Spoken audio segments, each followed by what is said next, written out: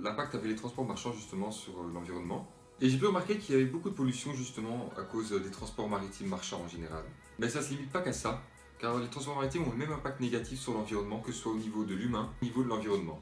Je ne sais pas si certains d'entre vous le savaient déjà, mais les transports maritimes justement sont responsables de plus de 60 000 morts par an, ce qui est environ l'équivalent de la totalité des habitants de Valence. Pour vous mettre dans un contexte, c'est comme si on posait une bombe justement sur l'Emirates Stadium.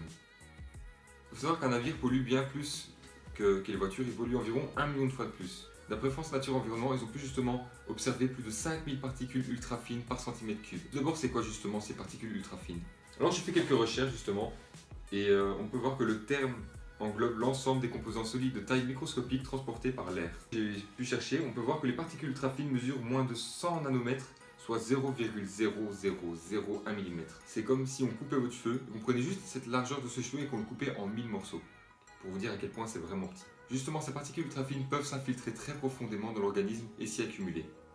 Et le problème là-dedans, c'est que ça peut créer d'importants troubles de la santé, comme des problèmes cardiovasculaires. Revenons à nos moutons, où on parlait justement de la ville de Marseille. Au lieu de rester dans la ville, ils sont rapprochés justement du port. Et l'air s'est avéré justement d'être 20 fois plus pollué que justement en grande ville, en grande surface.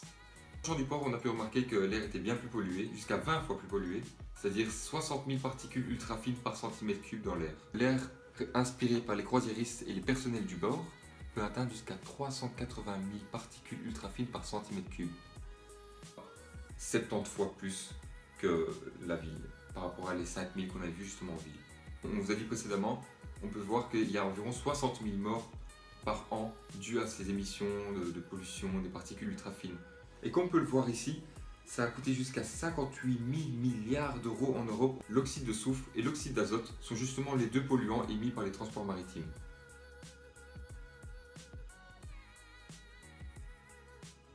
La majorité des bateaux utilisent encore le fuel lourd, même en stationnement, donc pour garder leur énergie, pour les alimenter en énergie. L'alternative intéressante qui est utilisée pour remplacer le fuel lourd, c'est le GNL, c'est le gaz naturel liquéfié. Sa combustion réduit de 100% les émissions d'oxyde de soufre et des particules ultra fines, 80% d'oxyde d'azote et de 20% de CO2 par rapport au fuel lourd traditionnel. C'est le carburant le plus efficace qu'on ait connu jusqu'à maintenant. Une autre solution intéressante, ça peut être d'utiliser des systèmes d'alimentation électrique au quai. Ça permettrait d'éteindre leur moteur à l'arrêt et d'utiliser les réseaux électriques au port. Seulement quelques navires sont adaptés à ce système, c'est un système assez peu répandu dans le monde pour l'instant. Il y a des réglementations récentes qui ont été mises en place par l'État pour installer des systèmes électriques au port. Mais comme trop souvent, la mise en œuvre prendra un peu de retard. On va maintenant parler de la Convention Marpol. Il y a aussi une politique française qui est en train de mettre en place le fait d'avoir une peine de 10 ans de prison et jusqu'à 1 million de dettes. C'est comme si on vous disait de travailler avec un salaire de 2 000 euros par mois jusqu'à la retraite et pour rien du tout. Tout ça en cas de rejet illicite de produits dans la mer. Il faut savoir que cette convention a été mise en place par l'OMI, qui est l'Organisation Maritime Internationale.